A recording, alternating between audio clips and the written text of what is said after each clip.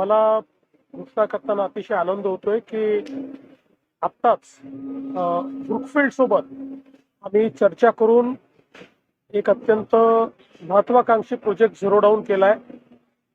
एशियातली किंवा कदाचित जगातली सगळ्यात मोठी जीसीसी ही मुंबईमध्ये करण्याचा निर्णय त्यांनी घेतलेला आहे. जवळपास 20 लाख स्क्वेअर फूट ही जीसीसी असणार आहे.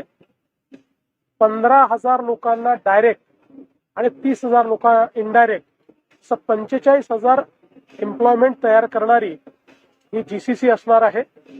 आणि आपला जो प्रयत्न आहे की महाराष्ट्राला जीसीसी कॅपिटल करायचं, त्या दृष्टीनं ही बैठक अत्यंत पॉझिटिव्ह झालेली आहे आणि त्यांनी जवळपास तो निर्णय घेतला. लवकरच त्या संदर्भात आम्ही त्यांच्यासोबत एमओयू देखील साईन करू.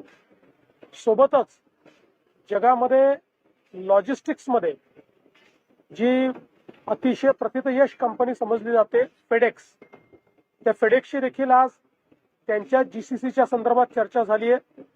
ही पण चर्चा अतिशय पॉझिटिव्ह झाली आहे. आणि केवळ जीसीसीच नाही तर त्यांचे डिफरंट ऑपरेशन्स हे कसे मुंबई आणि न्यू मुंबई या भागामध्ये आपल्याला आपल्या एअरपोर्टच्या विसिनिटीत आणता येतील, त्या दृष्टीनं खूप सकारात्मक चर्चा त्यांच्याशी झाली आहे. आज सगळ्यात महत्वाचं म्हणजे मायक्रोसॉफ्टचा जो इव्हेंट आहे AI टूर, त्याच्यामध्ये आज श्री सत्या नडेला यांचे कीनोट ऍड्रेस होता, त्याला मी उपस्थित होतो. त्या कीनोट ऍड्रेसमध्ये त्यांनी महाराष्ट्रासोबत एक जो काही आपण त्या ठिकाणी प्लॅटफॉर्म तयार केलेला आहे क्राईम AIOS, त्या प्लॅटफॉर्मची फिल्म देखील दाखवली आणि आर्टिफिशियल इंटेलिजन्सचा उपयोग करून कशा प्रकारे आपण क्राईम कंट्रोल करू शकतो याचं जे महाराष्ट्राने उदाहरण तयार केलं आहे मायक्रोसॉफ्ट सोबत, ते शोकेस करण्यात आलेलं आहे. त्यानंतर त्यांच्याशी माझी 1-on-1 मीटिंग देखील झाली आणि त्या बैठकीत इतरही क्षेत्रांमध्ये आपल्याला AI कसा त्या ठिकाणी यूज करता येईल आणि गव्हर्नमेंट ऑफ महाराष्ट्र सोबत AI को पायलट्स कसे तयार करता येतील याच्यावर चर्चा झाली. विशेषतः सर्व्हिस डिलिव्हरी असेल, हेल्थ केअर असेल किंवा एज्युकेशन असेल किंवा ॲग्रिकल्चर असेल, या प्रत्येक क्षेत्रामध्ये आपल्याला कशा पद्धतीनं को पायलट्स तयार करता येतील याच्यावर चर्चा झाली. आपल्याला कल्पना आहे की नुकतंच माननीय प्रधानमंत्र्यांशी भेटून त्यांनी आजपर्यंतची मायक्रोसॉफ्टची सगळ्यात मोठी इन्व्हेस्टमेंट घोषित केली आहे, जवळपास $17 बिलियन.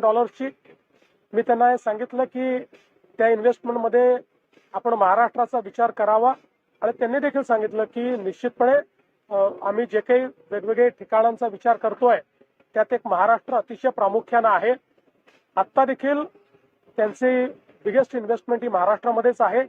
त्यामुळे मला असं वाटतं की निश्चितपणे येत्या काळामध्ये खूप चांगली इन्व्हेस्टमेंट आणि टेक्नॉलॉजिकल सपोर्ट आणि AIचा एक प्रकारे महाराष्ट्राला हब करण्याकरता मायक्रोसॉफ्ट पुढाकार घेईल अशा पद्धतीने चर्चा झालेली आहे, जी अतिशय सकारात्मक आहे. सर, तुम्ही ज्या पद्धतीने सांगताय की क्राईमसाठी विशेष करून याचा मोठा फायदा होतोय, सायबर गुन्हे गेल्या काही वर्षांमध्ये वाढलेले पाहतो, त्यामुळे त्याच्यासाठी कशा पद्धतीने आपण आता जे मार्वल तयार केलेलं आहे, जसं मी तुम्हाला मगाशी सांगितलं, जसं आता इथे मायक्रोसॉफ्टच्या याच्यात एक खाली त्या संदर्भात आपण एक हे देखील लावलेलं आहे, त्याचं डेमॉन्स्ट्रेशन देखील लावलेलं आहे.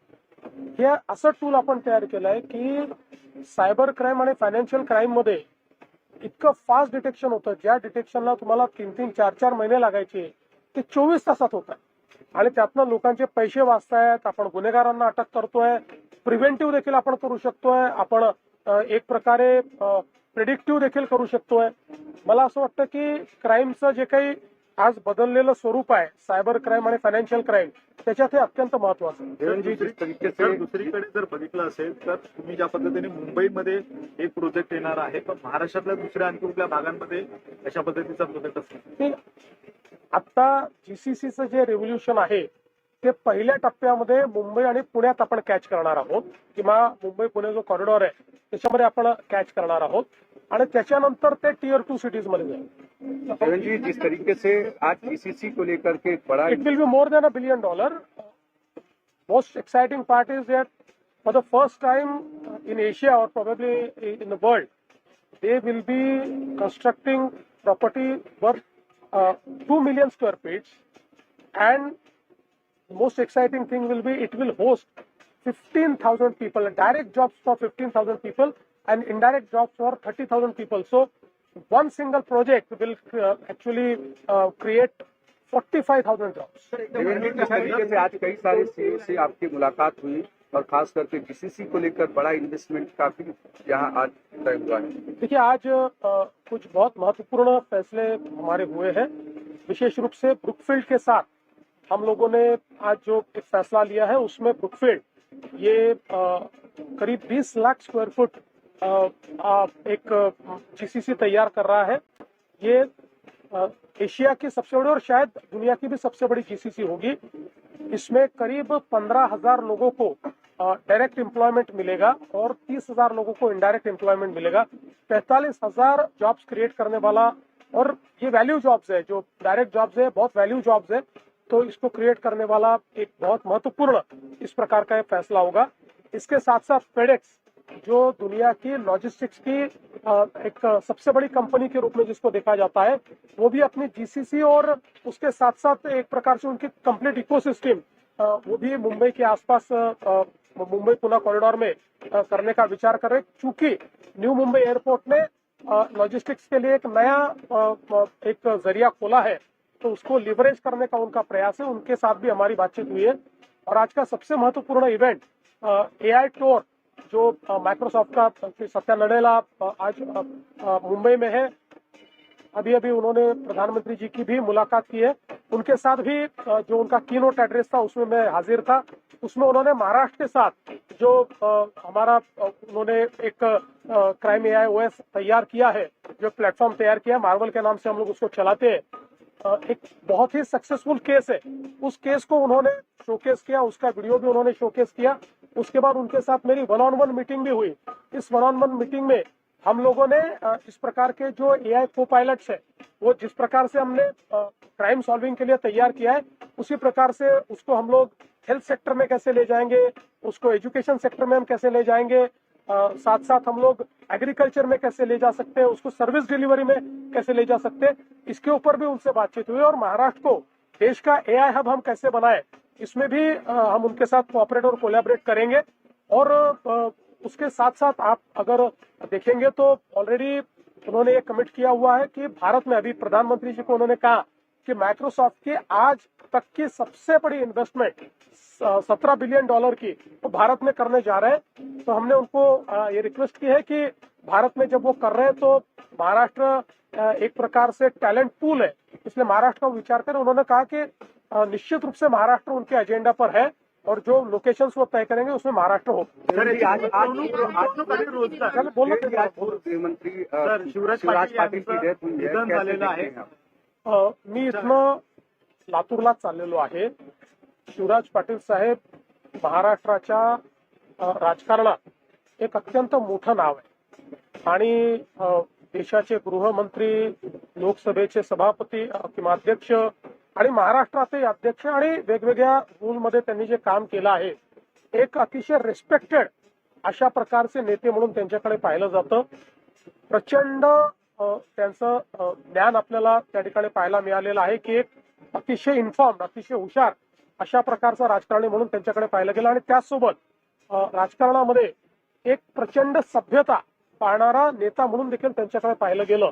त्यामुळे ज्याला एक रिस्पेक्टेड लीडर आपण असं म्हणतो की ज्यांच्याबद्दल सगळ्यांना आदर आहे, पक्षाच्या पलीकडे संपर्क ठेवून, आदर ठेवून काम करणारे ते नेते म्हणून आपल्याला पाहायला मिळतात।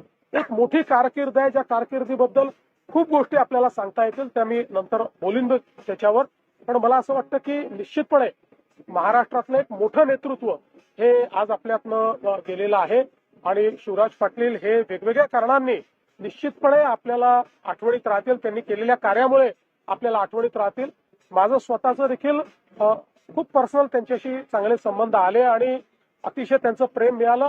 अनेक वेळा चांगले निर्णय घेतल्यानंतर स्वतःहून समोरून फोन करून ते निर्णय अप्रिशिएट करण्याचा मनाचा मोठेपणा देखील शिवराज पाटील साहेबांमध्ये होता आणि म्हणूनच अशा प्रकारचं व्यक्तिमत्व आपल्यातनं गेलं की खरोखर महाराष्ट्राच्या सामाजिक राजकीय अशा या सगळ्या वातावरणात एक अतिशय दुःखाची अशा प्रकारची परिस्थिती आहे. शरद पवारांचा आज वाढदिवस देखील आहे. हे निश्चितपणे पवार साहेबांच्या जन्मदिनाच्या निमित्ताने मी त्यांना खूप खूप शुभेच्छा देतो आणि ईश्वराने त्यांना दीर्घ आयुष्य द्यावं, उत्तम आरोग्य द्यावं आणि जी काही त्यांच्या परीनं ते सेवा करतायत ती त्यांनी करत राहावं. मुंबई महानगरपालिकेचा नवा शिवराज पाटिल सर नवा मुंबई महानगरपालिकेचा आज ये बहुत ही दुख की बात है कि देश के पूर्व गृह मंत्री लोकसभा के अध्यक्ष शिवराज पाटिल जी का दुखद निधन हुआ है। अभी मैं यहाँ से लातूर ही जा रहा हूँ उनका अंतिम दर्शन करने के लिए।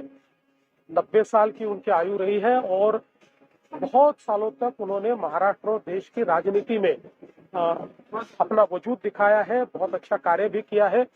एक बहुत ही जेंटलमैन इस रूप से उनकी तरफ देखा जाता था, एक ऐसे राजनेता जो एक अलग प्रकार की राजनीति करते से बहुत ही अलग अलग पार्टियों में भी उनके प्रति बहुत आदर था, सम्मान था।